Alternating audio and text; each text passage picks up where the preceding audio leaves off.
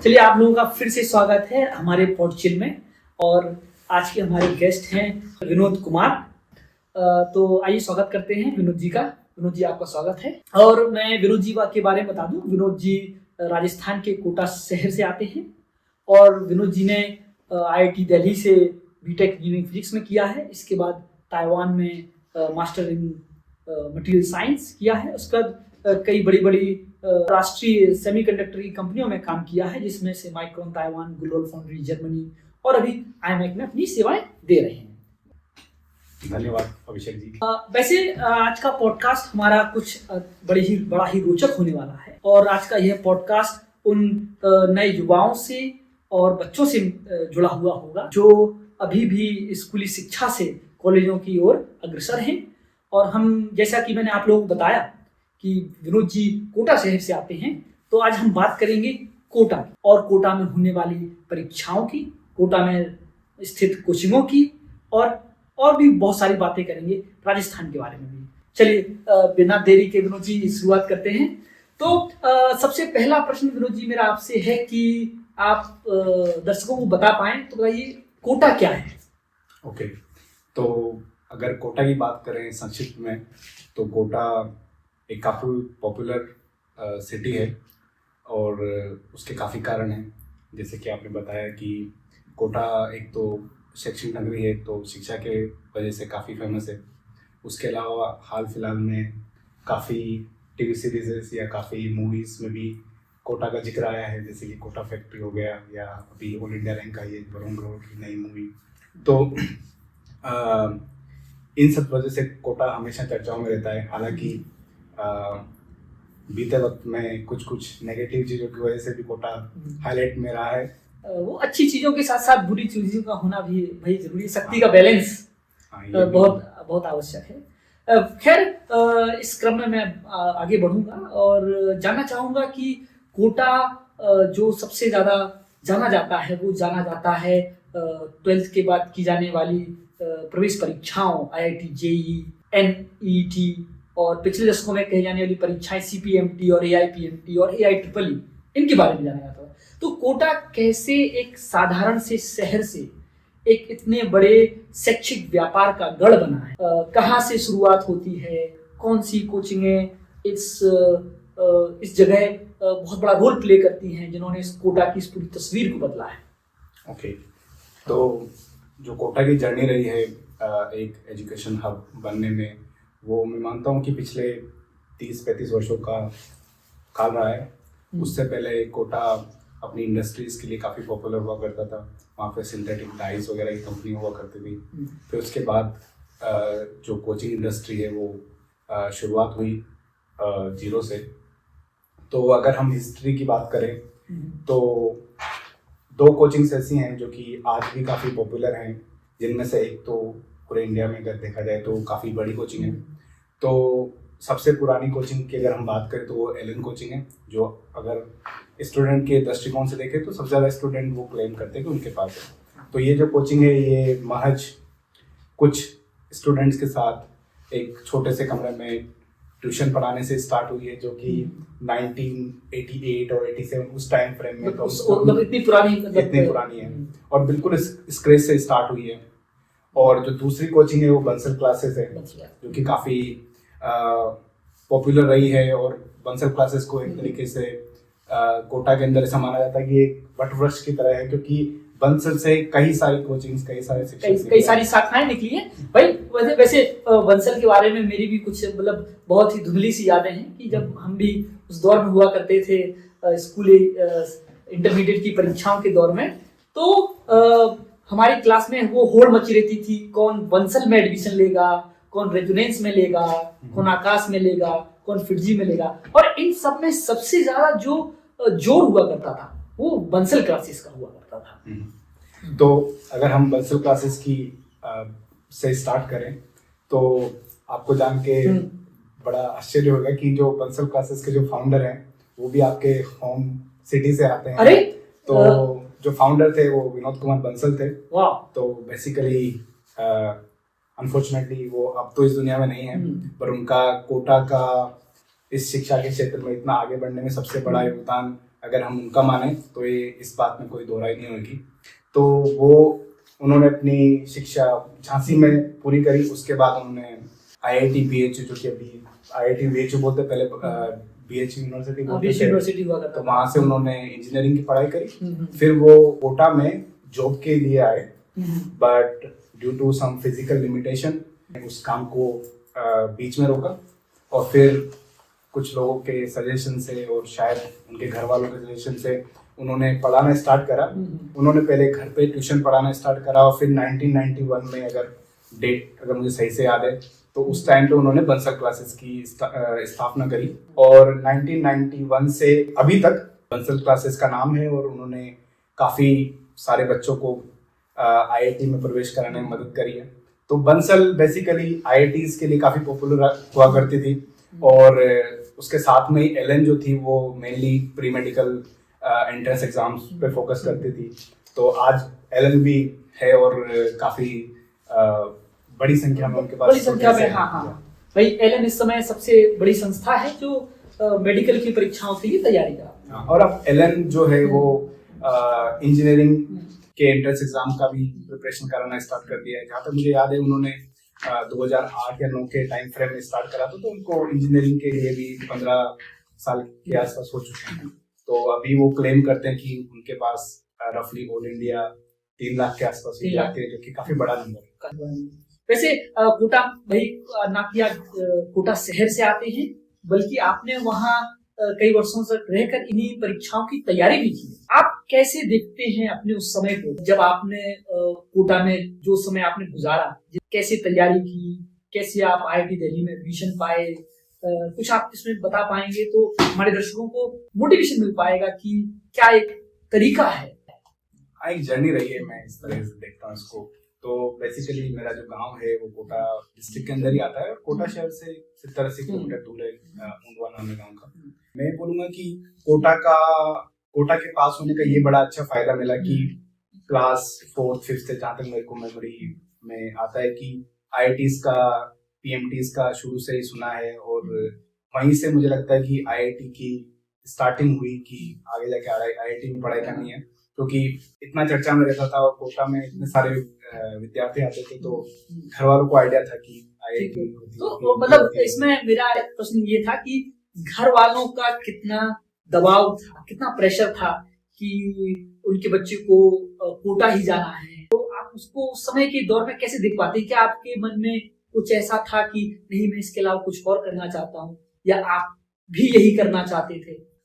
I think class 4th 5th में इस बात पे निश्चय करना थोड़ा डिफिकल्ट है, बट फिर भी अगर कहने के लिए कहा जाए तो हाँ, ये था कि मैथमेटिक्स पसंद है, साइंस पसंद है, साथ में हिस्ट्री भी पसंद है। तो ये था कि अगर IIT की इतनी पास में कोचिंग होती है और काफी अच्छे कॉलेजेस होते हैं IIT के, तो एक मोटिवेशन था, और घर वालों का भी एस्पायरेशन वाला पर्सपेक्टिव था कि हाँ, IIT में पढ़े तो आगे जाके कुछ अच्छा करेगा। तो उस तरीके से था, प्रेशर के हिसाब से नहीं। मतलब असल में माँ बाप का ये था कि इतने दूर दूर से शहर में बच्चे पढ़ने आते हैं, हम तो पास में ही है और हम उसका सुविधा का लाभ जरूर लेना चाहेंगे। हाँ, इसलिए मैंने मेरी बात की शुरुआत करी थी कि कोटा का पास में होने का ये बड़ा फायदा है कि तुम्हें इंफॉर्मेशन और तुम अगल बगल देख सकते हो। सो विनोद जी, हमने भाई कोटा को हमेशा शिक्षा के बारे में जाना है, बट अभी के परिप्रेक्ष्य में हम देखते हैं कि कोटा को सुसाइड के लिए भी जाने लगा है। बहुत सी घटनाएं ऐसी होने लगी हैं, बच्चे सुसाइड की ओर प्रेरित हैं, समाज के दबाव से, परीक्षाओं के दबाव से। तो आप इसमें से क्या राय रखते हैं? हाँ, अगर हम देखें कोटा के मामले में, तो कोटा हमेशा काफ़ी नाम रहा है, पॉजिटिवली कहूँगा मैं, कि शिक्षा के क्षेत्र में काफ़ी बच्चों को IIT की एंट्रेंस परीक्षा पास कराने में हुआ, या PMT कह लो या नीट कह लो। लेकिन इस बात को भी नकारा नहीं जा सकता कि हाल फिलहाल में पिछले कुछ सालों में काफ़ी सुसाइड के केसेस आए हैं, और ये काफ़ी बड़ा चिंता का विषय है। इनफैक्ट अगर मैं आपको अभी रिसेंट की घटना बताऊं तो फरवरी की बात है, तो एक बच्चा था मध्य प्रदेश का, आई थिंक राजगढ़ से आते हैं वो, तो वो कोटा के अंदर शायद 11वीं में था और IIT की कोचिंग कर रहा था, और एक सुबह वो बस टेस्ट देने के लिए गया हॉस्टल से, और फिर उसके बाद लौटा ही नहीं। तो फिर उसके हॉस्टलों के मालिक ने उसके फैमिली को इन्फॉर्म करा, पुलिस ने उनकी कंप्लेन कराई कि गुमशुदा की कंप्लेन कराई। तो इनिशियली पुलिस ने सर्च ऑपरेशन करा पर उनको मिला नहीं। और जो कोटा की ज्योग्राफी है, तो कोटा वो चंबल वाला रीजन भी है, क्योंकि चंबल जो है वो मध्य प्रदेश से निकलती है, राजस्थान से होते हुए फिर यूपी में एंटर करके यमुना में मिलती है। कोटा उस मामले में इतना पॉपुलर नहीं रहा है, वो थोड़ा आगे की घटना है। लेकिन चंबल निकल रही है कोटा से, उसके पास में कुछ घूमने की जगह है। तो वहाँ पे कोटा के पास में एक शंकर भगवान का मंदिर है, गरड़े महादेव करके इस जगह है। तो काफी वहाँ पे थोड़ा डेंस फॉरेस्ट और चंबल से निकल रही है। पुलिस के सर्च ऑपरेशन के बाद उनको बच्चे का पता नहीं चला। तो फिर ऐसा सुनने में आया न्यूज में कि बच्चे के घर वाले ग्रुप बना के कोटा आए, उन्होंने पुलिस के ऊपर और थोड़ा दबाव डाला और पुलिस के साथ मिलकर उन्होंने सर्च ऑपरेशन करा और उनको उस शंकर भगवान के जो मंदिर के आसपास जो जंगल है वहाँ पे पेड़ की टहनियों में वो बच्चे की लाश मिली। तो बच्चा वो कूदा और वो नीचे जा ही नहीं पाया, कहीं बीच में उन टहनियों में फंस गया। हाँ, एक ये हो सकता है कि इसकी उसने ऊपर से जंप करा और वो उसमें फंस गया और ऐसे पूरा सुसाइड का मामला हुआ। लेकिन ये जो घटना है ये अभी कुछ महीने पहले की है और काफी चिंता का विषय है, क्योंकि बच्चा 11वीं में था। तो आई गेस उम्र भी उसकी 15-16 साल की थी और इतना कम एज में उन सब चीजों के थ्रू जाके फिर उसने सुसाइड को अपना लास्ट ऑप्शन चुना। तो आई थिंक वो बड़ा चिंता का विषय है। और तो वो उन्होंने लाश को ढूंढा कैसे? जैसा मैं जानता हूँ कि वो एक बहुत बड़ा जंगल है जहाँ शायद नदी बहती है नीचे, और वहाँ कुछ खो जाना भी बड़ा ढूंढना बड़ा कष्टकारी होगा।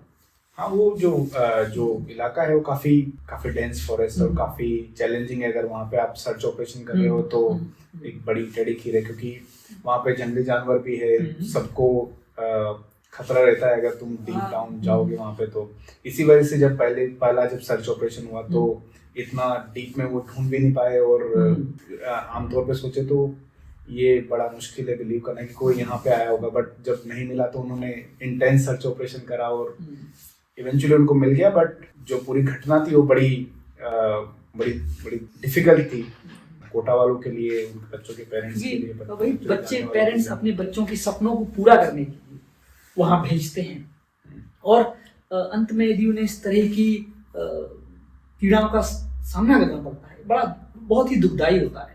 मतलब मैं समझता हूँ कि बच्चे के लिए भी बड़ा अंतिम ऑप्शन बचता है कि वह सिर्फ मतलब उसको लगता है कि सिर्फ अपने को खत्म करना ही उन सारी समस्याओं से छुटकारा पाना है। तो आप कैसे देख पाते हैं कि आखिर में किसकी गलती है? वो कोटा में चलने वाले इस कोचिंग परिवेश की, इस समाज की, या फिर पूरे सोशल परसेप्शन की कि जो उस बच्चे पर दबाव डाला? क्योंकि मैं देख पाता हूँ कि कुछ बच्चों से बात कर पाया, उन्होंने देखा कि वो अपनी क्लासों में, अपने जिलों में, अपने स्कूलों में तो वो टॉपर रहे, अपने जिले में सबसे अव्वल रहे, लेकिन जब वो कोटा पहुंचे और उस लाखों की बच्चों की भीड़ में जब उन्होंने पढ़ना शुरू किया तो वो अव्वल नहीं आ पाए। तो उनके माता पिताओं को भी ये रहा कि हमारा बच्चा तो वहाँ अव्वल आता था, यहाँ कैसे पीछे है। तो बच्चा कभी कभी उस कश्मकश में भी रह जाता है कि मैं तो नंबर 1 हुआ करता था और यहाँ मैं कहाँ हूँ, भीड़ में खो रहा हूँ। जैसे आपने कहा कि जब कोई सुसाइड करता है और वो इस अवस्था में आता है कि अब यही ऑप्शन बचा है, तो इस चीज को आप मेंटली सोच के भी अगर देखोगे तो बड़ी डिफिकल्ट सिचुएशन है। और स्पेशली अगर कोई बच्चा है, बच्ची जिसकी एज काफी कम हो तो बड़ा मुश्किल वाली बात है। लेकिन जब हम सुसाइड के बारे में सोचते हैं, आई थिंक मेरा जो पर्सपेक्टिव है, जिस तरीके से मैं सोचता हूँ, ये कि इसके पीछे एक कोई कारण नहीं हो सकता, इसके पीछे काफी सारे पहलू हो सकते हैं, बहुत सारे फैक्टर्स हो सकते हैं जो कि कंट्रीब्यूट कर सकते हैं तुम्हारी मेंटल हेल्थ या स्टूडेंट्स की मेंटल हेल्थ को लेके। तो अगर हम देखा जाए तो हम ये बोल सकते हैं कि एक बच्चा अगर पढ़ने के लिए कोटा में आया तो एक उसका कोचिंग का एनवायरनमेंट है। अब कोचिंग में वो एक स्पेसिफिक टाइम के लिए पढ़ने जा रहे हैं, उसके बाद उसका खुद का पीयर ग्रुप्स है जिनके साथ वो खा पी रहा है या बैठ रहा है, उठ रहा है।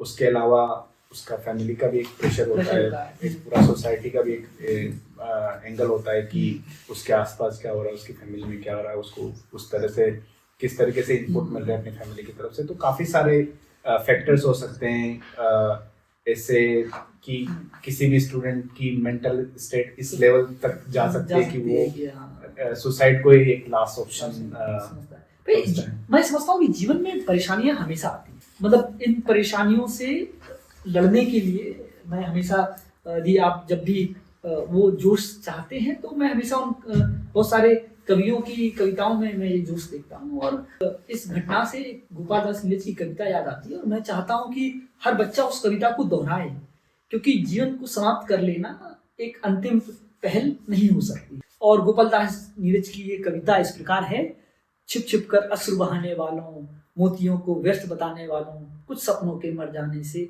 जीवन मरा नहीं करता है, कुछ पानी के बह जाने से सावन नहीं मरा करता है, कुछ दीपक के बुझ जाने से आंगन नहीं मरा करता है, कुछ चंद खिलौनों के टूट जाने से बचपन नहीं मरा करता है, कुछ पतझड़ के हो जाने से उपवन नहीं मरा करता है।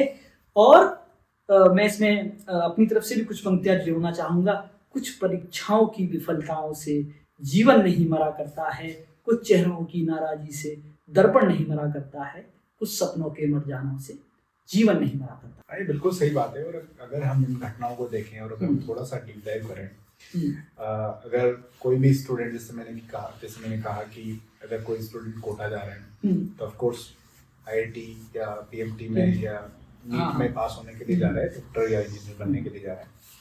जब आप वहाँ जाते हो तो आप कई सारे चीजें रहती है आपके जीवन में। जब आप एज ए स्टूडेंट कोटा में रह रहे हो, जैसे कि आपका कोचिंग आना जाना हो गया, वहाँ पे पढ़ाई का जो सिलसिला है, उसके अलावा आपका जो पीयर ग्रुप से आपका फ्रेंड सर्कल है, उसके अलावा आप अपनी फैमिली से कैसे कनेक्टेड हो, आपको किस तरीके से इनपुट मिलेगा। माँ बाप भी, मतलब मैं माँ बाप को कभी दोष नहीं देना चाहता हूँ, लेकिन कभी कभी लगता है कि परिवार भी वो दबाव बनाता है। कभी कभी बच्चों पर वो दबाव भी जरूरी है, बट एक जरूरत से ज्यादा दबाव भी बच्चों को कहीं ना कहीं इन सब लोगों के लिए, या फिर ऐसे क्या सोचते हैं कि कोचिंगों में इस तरह का दौर किया जाए जिसमें ये दिखाया जाए कि सिर्फ आईआईटी से ही बच्चे सफल नहीं होते हैं।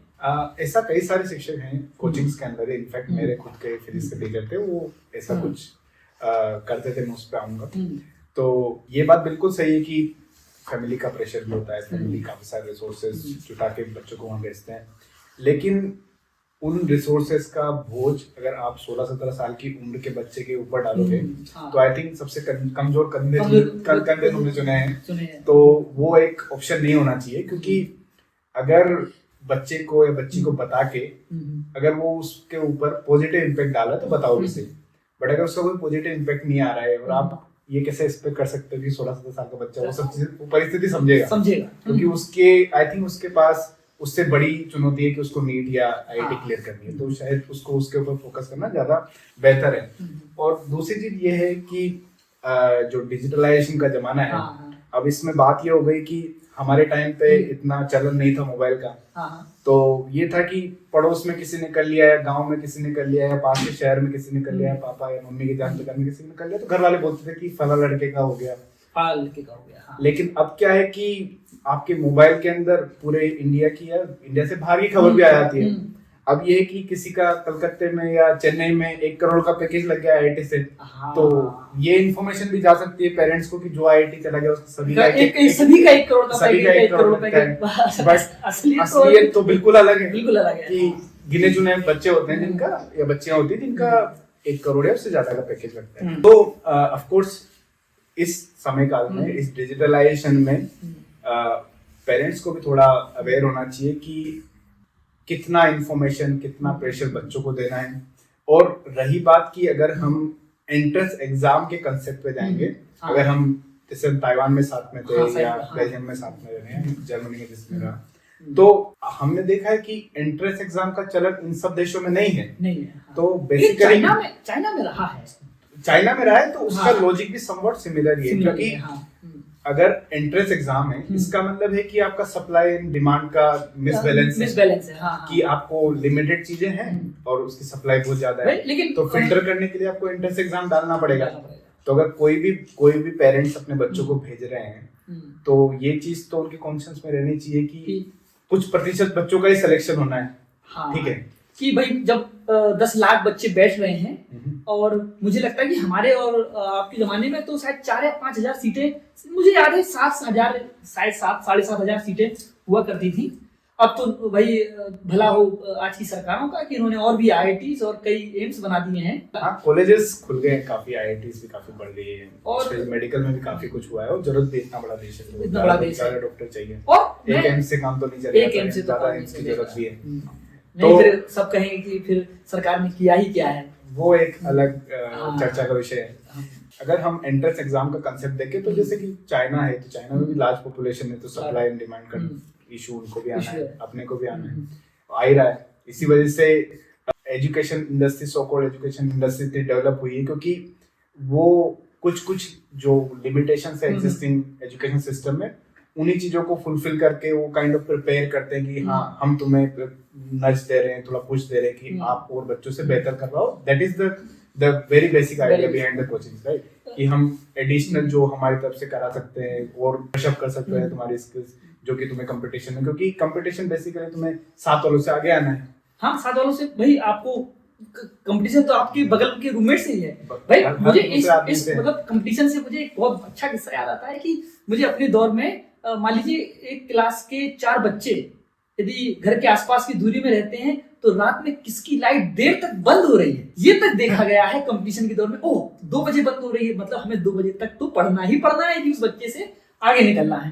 तो कहीं ना कहीं वो समाज और स्कूल, कोचिंग संस्थाएं सब दबाव भी बनाती हैं हर उस बच्चे पर जो मात्र 16 साल का, 17 साल का है। वैसे जितना मैं कोटा के बारे में जानता हूँ, 15,000 20,000 सीटों में एक संस्थान से ज्यादा 1,000 बच्चे सिलेक्ट होते हैं, तो वो फोकस तो उन 1,000 बच्चों पर ही करते हैं, उनको पहले ही फिल्टर कर लेते हैं और उनको अलग से भाई रैंक बैच 1 में पढ़ाते हैं। तो बाकी के बैच में जो बच्चे हैं उनको तो पता ही है, या उनके माँ बाप को तो ये समझना ही चाहिए कि सिर्फ 20,000 की सीटें हैं, 10 लाख बच्चे हैं, यदि हमारा बच्चा नहीं भी होता है बच्चे के लिए उचित है कि वो और जगह और चीजों में अपना करियर सोच सकता है। देखो, अगर कोचिंग इंडस्ट्री की हम बात करें, पर्टिकुलर कोचिंग की बात करें, तो at the end of the day है तो बिजनेस ही। और बिजनेस है तो बिजनेस का एक आइडिया भी रहेगा कि ज्यादा स्टूडेंट आए, ज्यादा रेवेन्यू जनरेट हो, ज्यादा प्रॉफिट आए। और हर एक बिजनेस में या हर कोचिंग में ये है कि उनके पास रिसोर्सेज भी लिमिटेड ही हैं।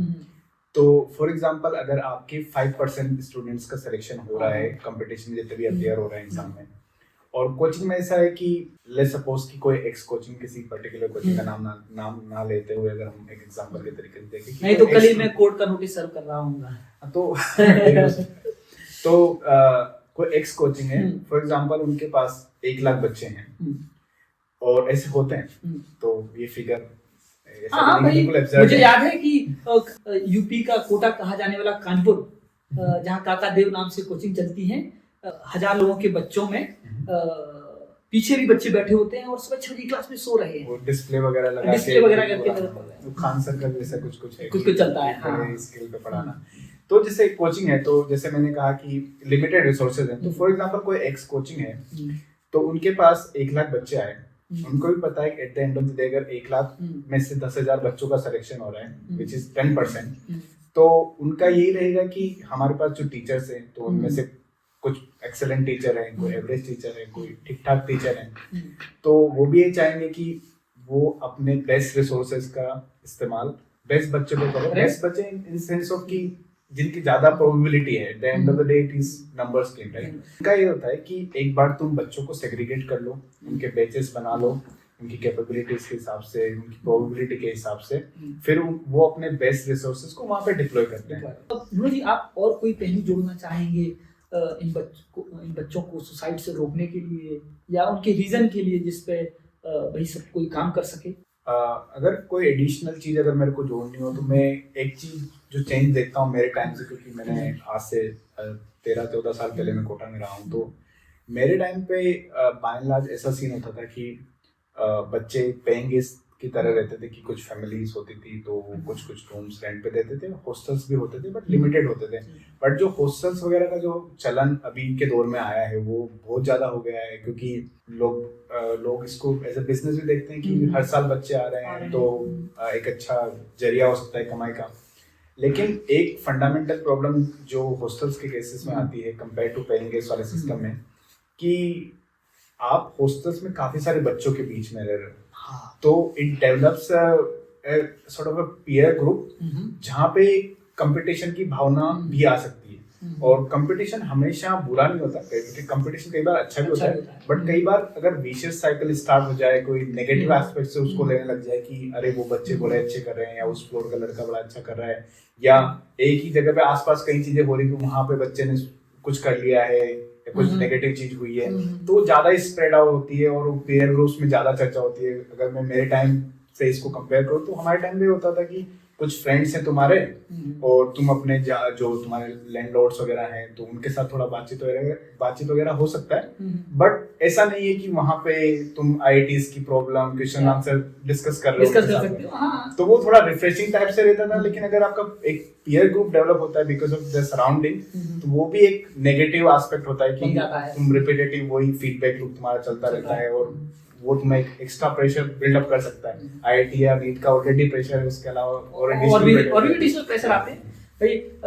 आज के समय में इंस्टाग्राम, फेसबुक और भी चीजों ने भी भाई कहीं ना कहीं प्रेशर ऐड किया है। बच्चों को सिर्फ जीवन को समाप्त करना ही अंतिम लक्ष्य नहीं समझना चाहिए। इन परीक्षाओं से ऊपर भी लोगों ने सफलताएं पाई हैं। बहुत सारे शिक्षाविद हैं, वैज्ञानिक हैं, कई जगहों से निकलकर बनते हैं। तो मैं तो अंत में आप कुछ बच्चों को बोलना चाहेंगे? मैं इसका एक एनेक्डोट सुनाऊंगा हमारे टीचर का, और ये सेम चीज मैंने जो कोटा फैक्ट्री आई थी तो जीतू भैया ने भी बताई थी, और उनके और हमारे फिजिक्स के टीचर सेम थे। तो क्या आपको एनवी सर से पढ़े? एनवी नहीं, एनवी सर से नहीं पढ़े, वो सीएसएस सर से पढ़े के अंदर। तो वो सर का बड़ा क्लियर था, उनका जो लास्ट लेक्चर होता था तो वो पूरा बोर्ड साफ करके उसके ऊपर भर के नाम लिखते थे। लेट्स से कि उन्होंने 50-60 नाम लिख दिए। वो फिर बच्चों से पूछते थे कि चलो बताओ इन सब 50 लोगों में क्या कॉमन है, और वो जितने भी नाम होते थे वो काफी पॉपुलर नाम जो जिन्होंने अच्छा करा अलग अलग क्षेत्रों में। तो हम चक्कित होते थे कि ऐसा क्या कॉमन है इनमें, बस पॉपुलर है, एक ये चीज कॉमन है, बट इसके अलावा तो कुछ लग नहीं।